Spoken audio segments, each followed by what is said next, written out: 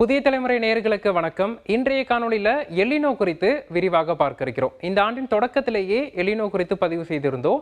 இந்த சூழல்ல தற்போது சூப்பர் எலினோ உருவாக இருக்கு. இந்த சூப்பர் எலினோ என்றால் என்ன, இதற்கு முன்னதாக எப்போது இந்த சூப்பர் எலினோ உருவானது, அதன் தாக்கம் உலகளவில் எப்படி இருந்தது என்பது குறித்தெல்லாம் இந்த காணொளியில விரிவாக பார்க்க இருக்கிறோம்.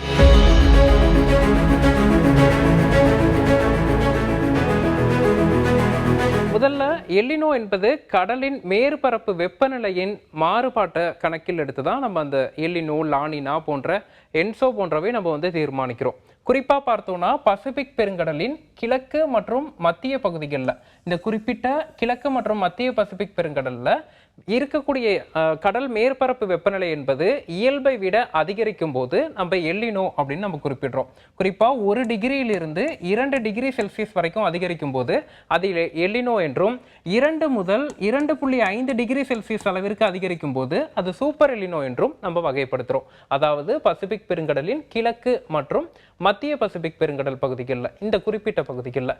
சரி, இது பசிபிக் பெருங்கடல் பகுதிகளில் தானே மாற்றம் ஏற்படுது. இது ஏன் உலக அளவில் பார்க்கப்படுதுன்னா, பசிபிக் பெருங்கடலின் மொத்த பரப்பளவு பார்த்தோம்னா உலகில் இருக்கக்கூடிய நிலப்பரப்பை விட அதிகமான ஒன்றாக பார்க்கப்படுது. அதன் காரணமாக இங்கு ஏற்படக்கூடிய வெப்பநிலை மாற்றம் என்பது உலக அளவில் இருக்கக்கூடிய காலநிலை மற்றும் வானிலை காரணிகளை தீர்மானிக்கக்கூடிய ஒரு முக்கிய பங்காற்றுது அப்படிங்கிறதும் இதுல குறிப்பிடத்தக்கது.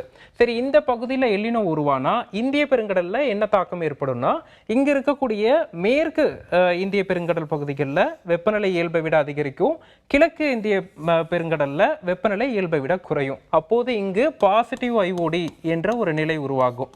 சரி, இந்த நிலை இதற்கு முன்னதாக எப்போது உருவாகி இருக்கு அப்படின்னு பார்த்தோம்னா, சமீப ஆண்டுகளை பார்த்தா 2015ஆம் ஆண்டு, அதே போல 1997ஆம் ஆண்டு மற்றும் 1982ஆம் ஆண்டு, இந்த 3 ஆண்டுகளுமே எல்லினோ நிகழ்வுகள் ஏற்பட்ட ஒரு ஆண்டுகளா பார்க்கப்படுது.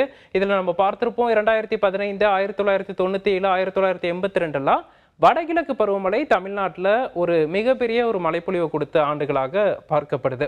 இந்த சூழல்ல தற்போது எதிர்பார்க்கக்கூடிய எல்லினோ என்பது 2.5 டிகிரி செல்சியஸ் முதல் 3 டிகிரி செல்சியஸ் அளவிற்கு நமக்கு கிழக்கு மற்றும் அதனை ஒட்டிய மத்திய பசிபிக் பெருங்கடல்ல வெப்பநிலை இயல்பை விட அதிகரிக்கும் அப்படின்னு எதிர்பார்க்கப்படுது. சரி, இது போன்ற ஒரு வலுவான சூப்பர் எல்லினோ எப்போது உருவாகி இருக்கு? குறிப்பா பார்த்தோம்னா 2015, 1997, 1982 இவை அனைத்துமே சூப்பர் எல்லினோ தான். ஆனா தற்போது உருவாகக்கூடிய சூப்பர் எல்லினோ என்பது 2.5 டிகிரி செல்சியஸில் இருந்து 3 டிகிரி செல்சியஸ் அளவிற்கு வெப்பநிலை உயர இருக்கு.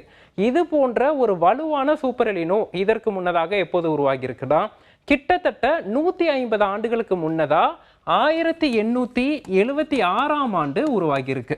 சரி, அப்போ பார்த்தோம்னா 1870 முதல் 1875 வரையிலான 6 ஆண்டுகள்ல 5 ஆண்டுகள் லானின் ஆண்டுகளாகவும், அதனை தொடர்ந்து 1876இல் ஒரு எல்லினோ உருவாகி 21 மாதம் நீடிச்சிருக்கு. அப்படி பார்த்தா 1878ஆம் ஆண்டின் தொடக்கம் வரைக்கும் நீடிச்சிருக்கு.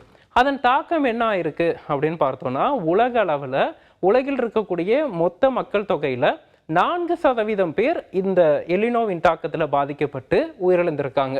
குறிப்பாக பார்த்தோம்னா ஆப்பிரிக்கா நாடுகள் மற்றும் ஆஸ்திரேலியா, இந்தியா மற்றும் சைனால அதிகப்படியான வறட்சி மற்றும் வெப்ப அலைகளில் பாதிக்கப்பட்டு கிட்டத்தட்ட 6 கோடி மக்கள் உயிரிழந்த ஒரு பெரும் இயற்கை பேரழிவு நிகழ்வு 1876ஆம் ஆண்டு ஒரு மிகப்பெரிய ஒரு பேரழிவை ஏற்படுத்தி இந்த சூப்பர் எல்லினோவின் பெருநிகழ்வு கடந்து சென்றிருக்கு.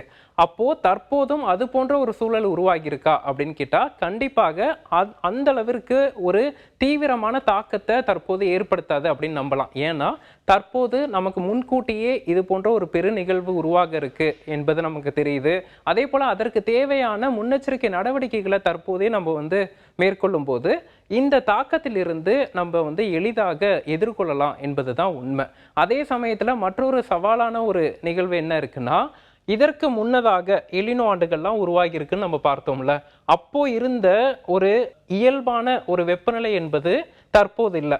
இப்போ ஒரு உதாரணத்துக்கு பார்த்தோம்னா 1982ஆம் ஆண்டு கடலின் பெரும்பாலான வெப்பநிலை என்பது குளிர்ந்தே காணப்படுது. 97லும் பெரும்பாலான பகுதிகள் கடல்ல வந்து வெப்பநிலை குளிர்ந்தே காணப்பட்டிருக்கு. ஆனா சமீப காலமாக ஏற்பட்ட புவி வெப்பமயமாதலால இயல்பாக சராசரி வெப்பநிலை என்பதே மிகவும் அதிகரித்து காணப்படுது. இப்ப நம்ம பார்க்கிறோம் 2026, 2015ஆம் ஆண்டுகள் எல்லாம் கடலின் பெரும்பாலான பகுதிகள் வெப்பமாக காணப்படுது. அதுதான் நமக்கு வந்து சிவப்பு நிறத்துல பார்த்துட்டு இருக்கோம். அப்போ குறிப்பா பார்த்தோம்னா கடந்த 11 ஆண்டுகள் உலகின் வெப்பமான ஆண்டுகளா நமக்கு வந்து பதிவாகி இருக்கு. அதிலும் இதற்கு முன்னதாக ஒரு வலு குறைந்த எல்லினோ 2023ஆம் ஆண்டு உருவானது. அதன் தாக்கத்தினால 2024ஆம் ஆண்டு உலக அளவுல வெப்பநிலை என்பது 1.55 டிகிரி செல்சியஸ் அளவிற்கு அதிகரித்ததே நமக்கு வந்து இதுவரைக்கும் பதிவான வெப்பங்கள்ல அதிகபட்ச வெப்பநிலையா பார்க்கப்படுது. ஆனால் தற்போது 2026 அக்டோபர் மாதம் உருவாகக்கூடிய எல்லினோ நிகழ்வின் காரணமாக 2027ஆம் ஆண்டு 1.6 டிகிரி செல்சியஸ் அளவுக்கு உலகின் சராசரி வெப்பநிலை அதிகரிக்க வாய்ப்பு இருக்கு. சரி, இவை அனைத்துமே வந்து வெப்பம் அதிகரிக்குது, வெப்ப அலைகள் வருது என்பது மக்களை அச்சமூட்டும் ஒரு செய்தியா வந்து தோணலாம். ஆனா அது கிடையாது. தற்போது எல்லினோ உருவாகும் ஒரு நிலையில தான் நம்ம இருந்துட்டு இருக்கோம்.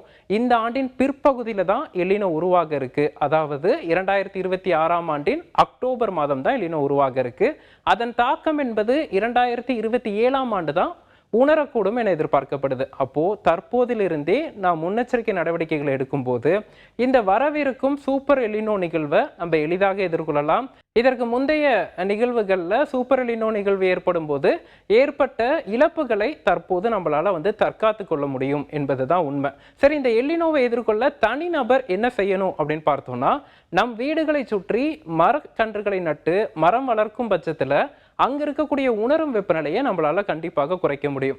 அதே போல மழைநீர் சேகரிப்பையோ நிலத்தடி நீர் உறிஞ்சுதலை குறைத்து கொண்டு நிலத்தடிக்குள்ள மழைநீரை மீண்டும் செலுத்தும் பட்சத்துல இந்த எல்லினோவினால நீண்ட காலங்கள் வந்து வறண்ட வானிலையோ அல்லது வெப்பம் அதிகரித்தோ காணப்படும் போது நிலத்தடி நீர்மட்டம் குறையாமல் காக்கப்படும். அதே போல மரம் வளர்க்கும் போது அங்க இருக்கக்கூடிய நிலத்தடி நீர்மட்டத்தை நம்ம தற்காத்து கொள்ளவும், அது மட்டுமல்லாது உணரும் வெப்பநிலையை குறைத்து கொள்ளவும் மிகவும் வந்து சாதகமா அமையும். அதே போல அரசு தரப்புல இந்த வெப்ப அலைகளையும் வெப்பமான நாட்களையும் எதிர்கொள்வதற்கான முக்கிய நடவடிக்கைகளை எடுக்க வேண்டும். சரி, தமிழ்நாட்டுக்கு இந்த எல்லினோவின் தாக்கம் எப்படி இருக்கும் அப்படிங்கிற கேள்விதான் உங்களுக்கு இருக்கும். தமிழ்நாட்டை பொறுத்தளவிற்கு தற்போதே வெப்பம் அதிகரித்துட்டு இருக்கதை பார்க்க முடியுது. இந்த வெப்பம் என்பது தற்போது இருக்கக்கூடிய வெப்பநிலையை விட அடுத்த ஆண்டு வெப்ப அலைகளின் தாக்கமும் வெப்பநிலையின் அதிகபட்ச தாக்கமும் அதிகமாக இருக்கும். குறிப்பா இந்த 2026ஆம் ஆண்டு பொறுத்தளவிற்கு ஜூன் முதல் செப்டம்பர் வரையிலான தென்மேற்கு பருவமழை காலங்கள்லையும் நமக்கு கோடை போன்ற ஒரு நிலையை நீடிப்பதற்கான வாய்ப்புகள் இருக்கு. இந்த கோடை காலம் போன்றே ஒரு வெப்பமான சூழல் கடலோர மாவட்டங்களை நீடிப்பதற்கான ஒரு சூழல் இருக்கு. அதே சமயத்தில் வடகிழக்கு பருவமழை அக்டோபர் நவம்பர் மாதங்கள்ல இயல்புக்கு அதிகமான மழைப்பொழிவு கொடுக்கும், பரவலான மழைப்பொழிவு கொடுக்கும், தமிழ்நாடு முழுவதும் நல்ல மழைப்பொழிவு கொடுக்கும். அப்போ இந்த அக்டோபர் நவம்பர் மாதங்கள்ல பெய்யக்கூடிய வடகிழக்கு பருவமழையை நம்ம திட்டமிட்டு மழைநீர் சேகரிப்பை வந்து செயல்படுத்தும் போது அடுத்த ஆண்டு இந்த எல்லினோ தாக்கத்தினால ஏற்படக்கூடிய வெப்ப அலைகள், வறட்சி மற்றும் நிலத்தடி நீர்மட்டம் குறைதலை எளிதாக எதிர்கொள்ள முடியும். அதே போல விவசாயிகள் நீண்ட நாட்கள் வெப்பத்தையும் வெப்ப அலைகளையும் தாக்குப்பிடிக்கக்கூடிய ஒரு பயிர்களை தேர்ந்தெடுத்து பயிரிடும் போது இந்த வெப்ப அலைகளையும் வெப்பமான நாட்களையும் விவசாயிகளாலையும் எதிர்கொள்ள முடியும். தொடர்ந்து இணைந்திருங்கள் புதிய தலைமுறையுடன். இந்த எல்லினோ குறித்து அடுத்தடுத்த மாதங்கள்ல எவ்வளவு தீவிரம் அடையுது என்பது குறித்தான அறிக்கைகள் தொடர்ந்து வழங்கப்படும்.